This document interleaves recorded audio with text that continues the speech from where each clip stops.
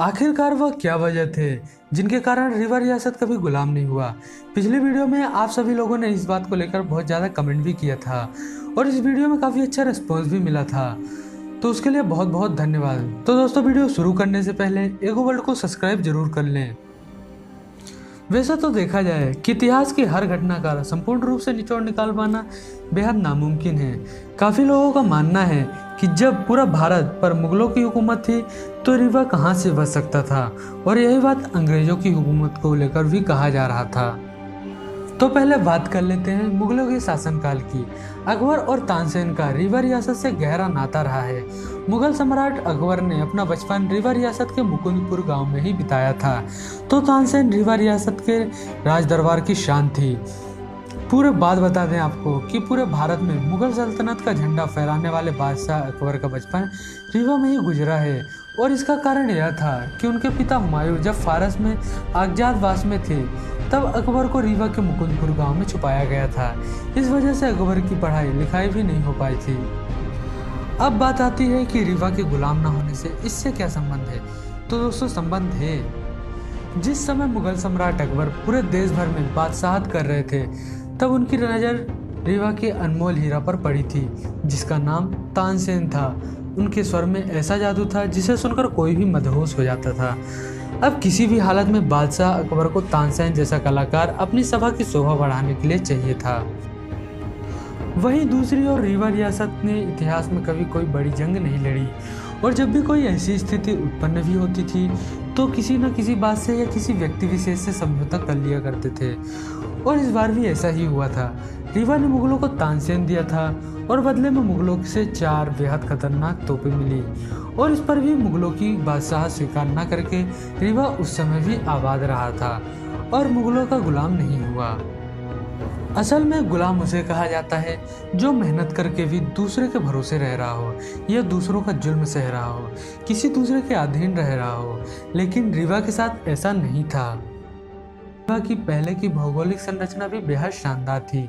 रीवा से जुड़े लगभग हर क्षेत्र और बाकी पश्चिमी क्षेत्र ज़्यादातर हिस्सा जंगलों से ढके हुए थे, जिनके कारण रीवा के जंगलों में सफ़ेद बाघ पाए गए थे। इस कारण से रीवा आदि क्षेत्रों में जन आबादी काफ़ी कम थी। इस कारण से रीवा काफ़ी सुरक्षित क्षेत्र भी रहा है। यह बात आप जानते ही होंगे कि अंग्रेज भारत इसलिए आए थे कि वह इसे लूट सकें और ज़बरदस्ती मजदूरों से काम करवा कर व्यवसाय कर सकें, लेकिन प्राकृतिक संरचना के कारण इन सबसे भी रीवा बचा रहा। और उस समय के राजाओं ने अपने और अपनी प्रजा को हर खतरे से बचने के लिए तलघल, सुरंग और गुफाओं का प्रयोग किया करते थे, जो ये सब चीज़ें आज भी रीवा रियासत में मौजूद है। ये सब प्रमुख कारण थे जिनके कारण रीवा रियासत कभी गुलाम नहीं हुआ। रीवा की ऐतिहासिक सुंदरता आज भी मौजूद है, जो कि अब वे पर्यटन स्थल में बदल चुके हैं। मध्य प्रदेश में स्थित रीवा कभी ब्रिटिश काल के दौरान एक बड़ी रियासत हुआ करता था और आज राज्य के सबसे प्रमुख शहरों में से गिना जाता है। रीवा रियासत एक प्रसिद्ध ऐतिहासिक विरासत के रूप में भी जाना जाता है, जो अपने प्राचीन किले भवनों के साथ साथ प्राकृतिक खजानों के लिए भी काफ़ी प्रसिद्ध है। तो सबसे पहले चलिए रानी तालाब की ओर रुख करते हैं। दरअसल तालाब के रूप में प्रसिद्ध जगह यह वास्तव में एक प्राचीन कुआं है। रानी तालाब राज्य के सबसे पुराने कुओं में से एक है और इस तालाब को मान्यताओं के अनुसार पवित्र जलाशय भी माना जाता है, क्योंकि यह राज्य के प्रसिद्ध काली मंदिर के निकट स्थित है। और यहाँ पर ऐतिहासिक प्रसिद्ध गोविंदगढ़ का किला भी मौजूद है।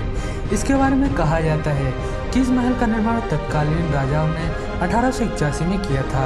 महल के अलावा आप यहाँ के गोविंदगढ़ झील को भी देख सकते हैं, जिसके तट पर यहाँ पूरा महल खड़ा हुआ है। और यहाँ के जंगलों में ही भारत का सबसे पहला सफ़ेद बाघ भी पाया गया था। अब चलिए रुक करते हैं रीवा के प्रसिद्ध किला की ओर, जो कि रीवा फोर्ट के नाम से भी जाना जाता है। रीवा का किला मूल रूप से सबसे ज़्यादा प्रसिद्ध किलों में से एक है। रीवा फोर्ट राज्य में बेहतरीन किलों में से गिना जाता है और यह राज्य की सांस्कृतिक परंपराओं का एक गर्व प्रतीक है। यहीं पर मुगलों के द्वारा दी गई खतरनाक तोपें भी मौजूद हैं। रीवा रियासत की एक और सबसे खास चीज़ है पूर्वा जलप्रपात। यह जलप्रपात रीवा के सबसे खूबसूरत प्रपातों में से एक है। राज्य में 70 मीटर की ऊंचाई पर स्थित सबसे खूबसूरत झरनों में से गिना जाता है। रीवा में कुछ और भी जगह हैं जैसे वेंकट भवन, भैरव बाबा स्टेच्यू, बघेल म्यूजियम, चचाई जलप्रपात और क्योटी जलप्रपात, जो कि बेहद खूबसूरत हैं और रीवा के लिए बेहद अनमोल धरोहर भी है। तो दोस्तों, रीवा अगर नहीं गए हैं तो लाइव में एक बार रीवा ज़रूर विजिट कीजिएगा। और यह वीडियो कैसी लगी आप हमें कमेंट में ज़रूर बताना। वीडियो अच्छी लगी हो तो लाइक करना और शेयर भी कर देना। हो सके तो हमारे चैनल को सब्सक्राइब भी कर लेना।